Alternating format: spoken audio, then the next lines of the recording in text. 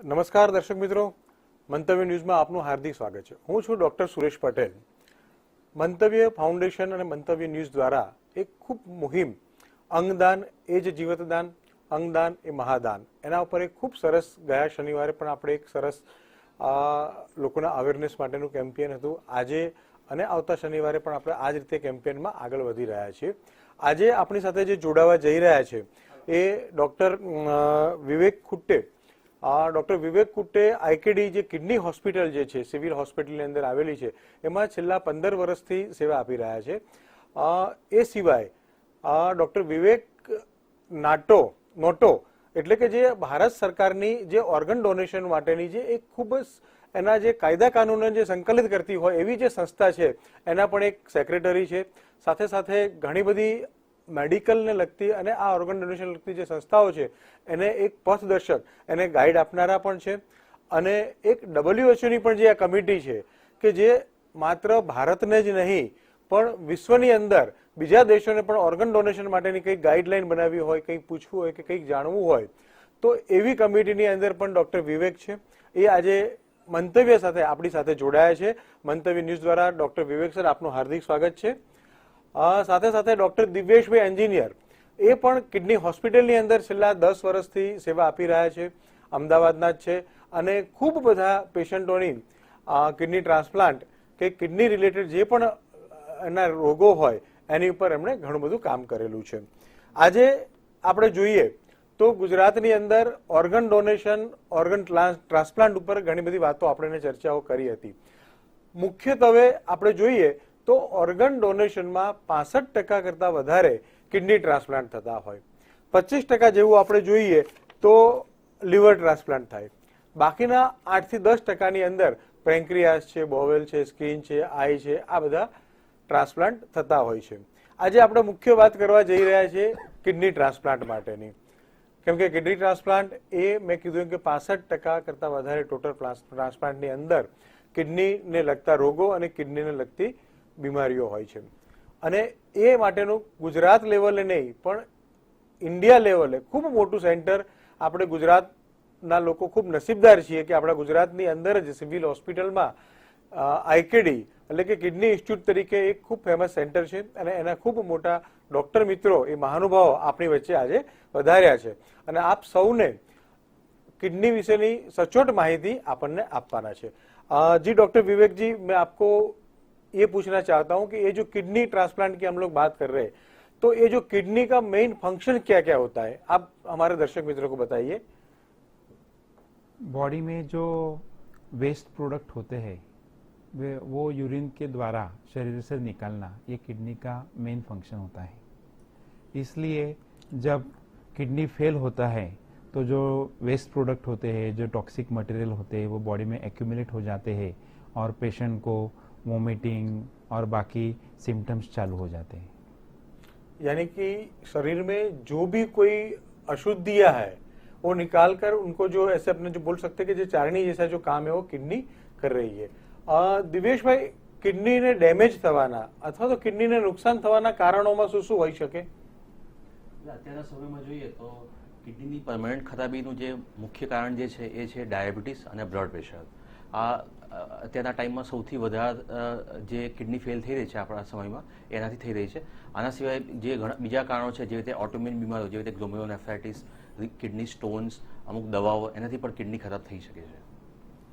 अच्छा, डॉक्टर विवेक, अभी kidney fail हुआ है कि नहीं वो अपने से डायग्नोस या ऐसे कैसे अपने को पता चलता है? यानी कि डॉक्टर को नहीं, पेशेंट को कैसे पता चलता है कि मुझे कुछ किडनी का प्रॉब्लम हुआ है या नहीं हुआ है? तो सबसे पहले उनको जो अपने सिम्टम्स बोलते हैं या जो भी होता है तो पेशेंट को कैसे पता चलेगा कि मुझे कुछ किडनी रिलेटेड कोई इश्यू है, तो वो कैसे पेशेंट जानकारी पाएगा? किडनी फेल्योर के 5 स्टेजेस होते हैं. स्टेज 1 टू स्टेज 4 ये बेसिक होते हैं यार. स्टेज 5 जो होते हैं उसको एडवांस रीनल फेल्योर बोलते हैं. राइट. इनिशियल स्टेजेस में पेशेंट को कोई कंप्लेंट नहीं होती है. पेशेंट को पता भी नहीं चलता कि उसके किडनी में कोई खराबी है. लेकिन जब patient and stage renal disease के स्टेज 5 में पहुंच जाता है, जिसको हम एडवांस स्टेज बोलते हैं, उसमें पेशेंट को वोमिटिंग चालू होता है, चेहरे पे सूजन होती है, पैरों पे सूजन होता है, फिर उसकी यूरिन की जो मात्रा होती है वो कम हो जाती है, सांस फूलने लगता है। लेकिन मोस्ट इम्पॉर्टेंट जो सिम्टम्स हैं वो एडवांस किडनी फेलियर होने के बाद पेशेंट को पता चलता है। इनिशियल स्टेज में पेशेंट को कोई तकलीफ नहीं होती है। यानी कि अगर उनकी डैमेज होना चालू हो गया है तो इनिशियली तो पेशेंट को अपने आप ऐसे पता नहीं चलेगा, शायद कोई सोनोग्राफी कराए या ऐसा कुछ साथ में डिसीज हुआ हो तो वो कराने जाए तो उसमें पता चल जाए कि किडनी को थोड़ा बहुत प्रॉब्लम हुआ है। દિવ્યેશભાઈ, આને આપણે રોકવું હોય કિડનીમાં ડેમેજ થતું તો આપણે શું કરી શકીએ? એટલે જે રીતે અત્યારના ટાઈમમાં જોઈએ તો સૌથી મોસ્ટ કોમન કારણ કિડનીનું જે છે એ છે ડાયાબિટીસ અને બ્લડ પ્રેશર. તો આ બંનેથી જે કિડની ખરાબી થતી હોય એને આપણે રોકી શકીએ છીએ. જો ડાયાબિટીસ માટે જોઈએ તો ડાયાબિટીસ માટે ડાયાબિટીસનો પ્રોપર કંટ્રોલ એ સૌથી અગત્યની વસ્તુ છે કે જેનાથી આગળ ડાયાબિટીસના કારણે કિડની જે ખરાબ થતી હોય છે જેને આપણે ડાયાબિટીક કિડની ડિઝીઝ કહેતા હોઈએ છીએ એ આપણે રોકી શકીએ છીએ. બીજું અગત્યનું છે blood pressure control. Blood pressure control કરવાથી ઘણા બધા કેસમાં આપણે કિડનીની બીમારીને રોકી શકીએ છીએ અથવા એનું પ્રોગ્રેશન પણ રોકી શકીએ છીએ. બીજું ઇમ્પોર્ટન્ટ વસ્તુ છે કે જે પણ પેશન્ટ હોય જેના ડાયાબિટીસ બ્લડ પ્રેશર હોય એ એમના માટે એ બહુ જ જરૂરી છે કે એ લોકો એટલીસ્ટ દર વર્ષે કિડનીનો જે ટેસ્ટ જેને આપણે કહીએ છીએ કે સીરમ ક્રિએટિનિન છે, યુરિન એક્ઝામિનેશન છે એ કરાવે. તો આનાથી આપણને અર્લી સ્ટેજમાં કિડનીની બીમારીની ખબર પડી જતી હોય છે અને એવા ઘણા બધા કેસમાં આપણે પ્રોપર એની ટ્રીટમેન્ટ કરવાથી આપણે ઘણા બધા કેસમાં કિડનીની ખરાબી આપણે રોકી શકીએ છીએ. बराबर है। डॉक्टर विवेक, अभी ये किडनी का डायग्नोस भी हो गया कि ये तकलीफ है, ये सब प्रॉब्लम हुआ, तो अगर उनका ट्रीटमेंट के लिए राइट नाउ कितने कितने ऑप्शन अवेलेबल है या क्या क्या कर सकते हैं? किडनी फेलियर जब एडवांस स्टेज में पहुंचता है उसको हम बोलते हैं एंड स्टेज किडनी डिसीज 5. उसमें एक डायलिसिस सुविधा है और एक ट्रांसप्लांट सुविधा है. डायलिसिस दो टाइप का होता है. एक हीमोडायलिसिस होता है जिसके लिए पेशेंट को अस्पताल में जाना पड़ता है और डायलिसिस मशीन के द्वारा उसके पेशेंट के शरीर में जो टॉक्सिक प्रोडक्ट्स होते हैं वो रिमूव होते हैं. एक पेरिटोनियल डायलिसिस होता है जिसको हम बोलते हैं पानी का डायलिसिस. अगर कोई पेशेंट एल्डरली है, उसको हार्ट डिसीज़ है या वो हॉस्पिटल में नहीं जा सकता है, ऐसे पेशेंट के लिए हम पेरिटोनियल डायलिसिस करते हैं. लेकिन बेस्ट जो ट्रीटमेंट ऑप्शन है वो है किडनी ट्रांसप्लांट, क्योंकि किडनी ट्रांसप्लांट एक तो सस्ता होता है और पेशेंट की क्वालिटी ऑफ लाइफ उसमें काफ़ी इम्प्रूव हो जाती है. लेकिन आज के डेट में मेन प्रॉब्लम होता है कि किडनी ट्रांसप्लांट करने की ज़रूरत होती है लेकिन पेशेंट के पास देने के लिए परिवार में कोई नियर रिलेटेड फैमिली मेम्बर नहीं होता है या वो विलिंग नहीं होता है. तो ऐसे स्थिति में कैडावर डोनेशन उसके लिए सबसे अच्छा रहता है. દિવ્યેશભાઈ, આપણે વાત કરી કે કિડની ટ્રાન્સપ્લાન્ટ એમના માટે સારો ઓપ્શન છે, પણ સૌથી મહત્વની વસ્તુ છે કે આજે કોઈને કિડની જોઈએ છીએ તો આજે વિવેકભાઈ कितने पेशेंट ऐसे हो गए जिनको किडनी की जरूरत है और एक साल में कितने लोग ऐसे हो गए जो किडनी मिल रही है, उनका जो डिफरेंस है या उनकी जो रिक्वायरमेंट है इसमें कितने बड़ी ये जो डिफरेंशिएशन है? Estimated need for kidney transplant is 1,50,000. ओह, 1.5 लाख लोगों जरूरियात है. लेकिन आज के डेट में लगभग 12 से 15,000 लोगों का किडनी ट्रांसप्लांट होता है. यानी खाली 10% पेशेंट को किडनी डोनर अवेलेबल है. राइट. मित्रों, विवेकभाई बात करी एक डाયાલિસિસ, પેરિટોનિયલ ડાયાલિસિસ અને હિમોડાયાલિસિસ. જે સામાન્ય રીતે હિમોડાયાલિસિસ એટલે કે શરીરનું જે લોહી છે એ લોહીને એક વખત આપણે ફેરવી અને શુદ્ધ કરી નાખવું. એ જ રીતે પેરિટોનિયલ ડાયાલિસિસ હોય છે એટલે કે જે પેટની અંદર જે પાણી જે અમુક જગ્યાએ ભેગું થતું હોય તો ત્યાંથી પાણી દ્વારા એ ફેરવી અને આખું એને પેરિટોનિયલ ડાયાલિસિસ કરી શકાય. હવે મહત્વનો મુદ્દો એક આજે આપણે સાહેબ આવે છે ત્યારે જાણીએ કે ગુજરાતની અંદર કિડની ઇન્સ્ટિટ્યૂટ છે એના દ્વારા 16 લાખ સેશન ડાયાલિસિસના કરવામાં આવ્યા છે. બહુ અગત્યની વાત છે કે આ બધા જ સેશન ફ્રીમાં ત્યાં આગળ થાય છે. એક પણ રૂપિયો ત્યાં લેવામાં આવતો નથી કિડની ઇન્સ્ટિટ્યૂટ દ્વારા. અને કિડની ઇન્સ્ટિટ્યૂટ દ્વારા ગુજરાતની અંદર 82 જગ્યાએ આવા સેન્ટરો સ્થાપિત કરવામાં આવ્યા છે. મુખ્ય ઉદ્દેશ્ય જે ગુજરાત ડાયાલિસિસનો જે આખો છે કે ભાઈ કોઈ પણ પેશન્ટને ડાયાલિસિસ કરાવવા માટે 30 કિલોમીટર કરતાં વધારે દૂર ન જવું પડે, એ આખો મુખ્ય એજન્ડા છે. સરકાર દ્વારા પણ ખૂબ બધી સારી યોજનાઓ આના માટે રાખવામાં આવી છે. સાહેબને ત્યાં જો કોઈ ડાયાલિસિસ કરાવવા જાય તો એમને ફ્રીમાં તો ડાયાલિસિસ થાય, સાથે જમવાનું પણ ફ્રીમાં, અને પાછું ઘરે જાય ત્યારે 300 રૂપિયા એમને ઉપરથી ટ્રાન્સપોર્ટ એલાઉન્સ મળે. એટલે ગુજરાત સરકાર દ્વારા આ જે કાર્ય થઈ રહ્યું છે, જે લોકો ડાયાલિસિસ માટે બિચારા હેરાન થતા હોય, જે લોકો આર્થિક રીતે પહોંચી ન વળે એવા હોય, કેમ કે રેગ્યુલર રોજ લોકોને પૈસા ચૂકવવા તો ગમે તેવા પૈસાવાળા એમને પણ તકલીફ પડે, તો આજે કિડની ઇન્સ્ટિટ્યૂટ દ્વારા 16 લાખ સેશન અને આજે પણ ચાલુ વર્ષની અંદર ખૂબ બધા લોકોને આ એક સુવિધા ગુજરાત સરકાર દ્વારા આપવામાં આવતી હોય છે. સામાન્ય રીતે દિવ્યેશભાઈ, જ્યારે પેશન્ટ ડાયાલિસિસ માટે આવે ત્યારે એ લોકોને શું શું તકલીફ પડતી હોય છે, અને આ સરકાર દ્વારા આ યોજના કરવામાં આવી તો એને શું ફાયદો થતો હોય છે? એટલે નોર્મલી જ્યારે કિડની ખરાબ થઈ જાય તો નોર્મલી અઠવાડિયામાં 2 થી 3 વખત ડાયાલિસિસ કરવું પડતું હોય છે. એટલે શરૂઆતના ટાઈમમાં લગભગ 10-15 વર્ષ પહેલાં સૌથી મોટો પ્રશ્ન એ હતો કે કેમ કે શરૂઆતના ટાઈમમાં જે ડાયાલિસિસની ફેસિલિટી એ મોટા શહેરોમાં જ ઉપલબ્ધ હતી. ધારો કે ગુજરાતમાં આપણા અમદાવાદ, વડોદરા, રાજકોટ ત્યાં જ ઉપલબ્ધ હતી. એટલે જો પેશન્ટ જો દૂર રહેતું હોય તો એને અઠવાડિયે 2-3 વખત એ કેવી રીતે જાય ટ્રાન્સપોર્ટ ડાયાલિસિસ માટે, એ એના માટે સૌથી મોટી તકલીફ હતી. કેમ કે એના અઠવાડિયામાં ઓછામાં ઓછું 2 થી 3 વાર ડાયાલિસિસ કરવું પડે. એટલે એટલા માટે ગુજરાત ડાયાલિસિસ પ્રોગ્રામનો મેઇન હેતુ એ હતો કે દરેક જિલ્લામાં એક ડાયાલિસિસ સેન્ટર હોય, એટલે કોઈ પણ પેશન્ટને 30-35 કિલોમીટરથી વધારે ડાયાલિસિસ માટે ટ્રાવેલ ના કરવું પડે. એટલે મતલબ કે આ પ્રોગ્રામથી જે ડાયાલિસિસ સેન્ટર છે એની આપણે દરેક જિલ્લા સુધી આપણે પહોંચાડી શકીએ છીએ. એટલે એટલા માટે જે પેશન્ટોને જે મુસાફરી કરવા માટે જે સમય અને પૈસાની બરબાદી થાય એ ના થાય. બીજો ક્વેશ્ચન હતો કે ડાયાલિસિસ માટેનો ખર્ચો, કારણ કે ઘણા બધા પેશન્ટ એવા હોય કે જે લોકો લો ઇકોનોમિક ગ્રુપમાંથી હોય કે જે લોકો ડાયાલિસિસનો ખર્ચો ના પહોંચી વળે, તો એના માટે ગુજરાત સરકારે આ યોજના હેઠળ ડાયાલિસિસ બિલકુલ ફ્રી થાય છે. એના સિવાય ઘણા બધા પેશન્ટ હોય કે જેના 30-40 કિલોમીટર ટ્રાવેલ કરવું પડે, તો એના માટે પણ આ યોજના અંતર્ગત 300 રૂપિયા ટ્રાવેલ એલાઉન્સ આપવામાં આવે છે દરેક ડાયાલિસિસ વખતે. એટલે એને આવવા જવા માટે જે ખર્ચો જે થતો હોય એ પણ ના થાય. એટલે જે મેઇન તકલીફો હતી, જે હતી કે ડાયાલિસિસ ક્યાં કરીશું, દૂર પડે છે, પૈસા કેવી રીતે લઈશું, એ બધાનું સોલ્યુશન આ પ્રોગ્રામથી આવેલું છે. विवेक जी, ये जो प्रोग्राम अपने गुजरात में चल रहा है, गुजरात के बाहर कोई जगह पे और कोई स्टेट में ऐसा प्रोग्राम है? गुजरात डायलिसिस प्रोग्राम एक यूनिक प्रोग्राम है जो खाली गुजरात स्टेट में है. कि पेशेंट को city, district, tribal and coastal area सभी जगह डायलिसिस की सर्विस फ्री में अवेलेबल है और कोई पेशेंट को 30 किलोमीटर से ज़्यादा डायलिसिस करने के लिए ट्रेवल नहीं करना पड़ता है. દિવ્યેશભાઈ, હમણાં પણ એક નવું જાણવા મળ્યું હતું કે કિડની હોસ્પિટલ દ્વારા મોબાઈલ યુનિટ પણ ડાયાલિસિસ માટેનું ચાલુ કર્યું છે.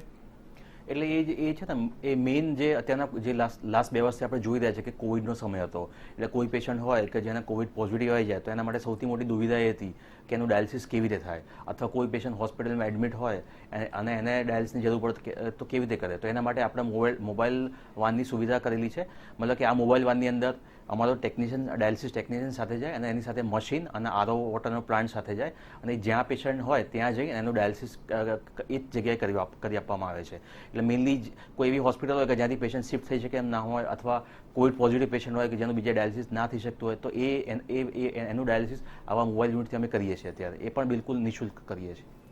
ટૂંકમાં ઘણા બધા જે પેશન્ટ એવા છે જેને ફેરવીને હોસ્પિટલ ન લાવી શકાય, અથવા તો સાથે બીજી પણ મેડિકલ કન્ડિશન હોય અને દાખલ હોય અને જેને ફેરવી ન શકાય એવા હોય, તો એવાને ત્યાં જઈ એ હોસ્પિટલમાં જઈ અને મોબાઈલ વાલની અંદર તમામ મશીનરીને બધું સાથે લઈ જઈ અને ત્યાં ડાયાલિસિસ કરી શકાય અને પેશન્ટને દોડાદોડી ન થાય. આવો પણ એક સરકાર દ્વારા ખૂબ સરસ આયોજન કરવામાં આવ્યું છે. ડॉक्टर विवेक जी, ये डायलिसिस और transplant, which one is better? क्या आपने को क्या करना चाहिए? सबसे बेस्ट ऑप्शन है ट्रांसप्लांट, क्योंकि ट्रांसप्लांट सस्ता होता है. पेशेंट का जो क्वालिटी ऑफ लाइफ है वो ट्रांसप्लांट के बाद काफ़ी सुधर जाती है और पेशेंट सभी आम रेगुलर डेली एक्टिविटीज़ उसका कर सकता है.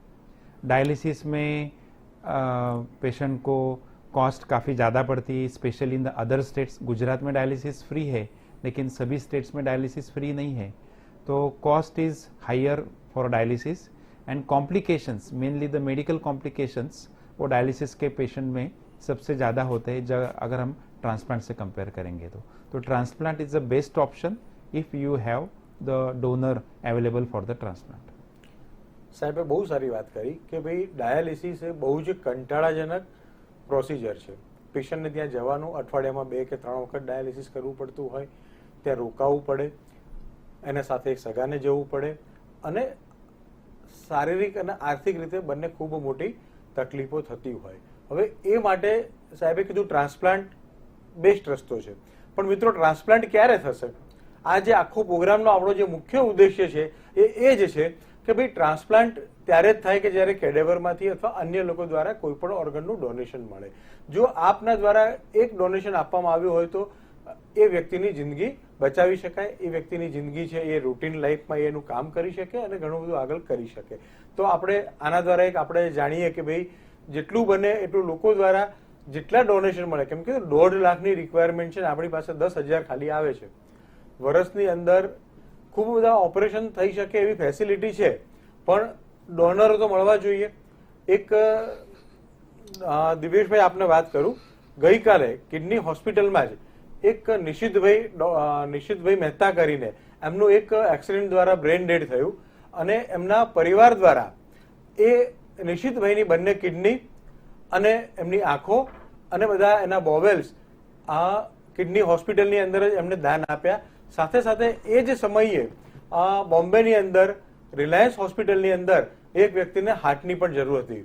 તો અહીંથી ગ્રીન કોરિડોર દ્વારા અમદાવાદ સિવિલ હોસ્પિટલથી બોમ્બે સુધી કાલે જ ગઈકાલનો જ વાત કરું છું, અને એ લોકોએ અહીંથી હાર્ટ પણ ટ્રાન્સપ્લાન્ટ કર્યું, હાર્ટ પણ આપ્યું, અને બોમ્બે ત્યાં આગળ એક વ્યક્તિનો જીવ બચાવ્યો. આવા વ્યક્તિઓને મંતવ્ય ન્યૂઝ સલામ મારે છે. ખૂબ સારું કહેવાય કે ભાઈ આવા કાર્યો દ્વારા 3 થી 4 જિંદગી નિશિતભાઈએ બચાવી શકે. આજે એના પરિવારો એ નિશિતભાઈને એ 5 વ્યક્તિમાં જોઈ શકશે. વાત કરું તો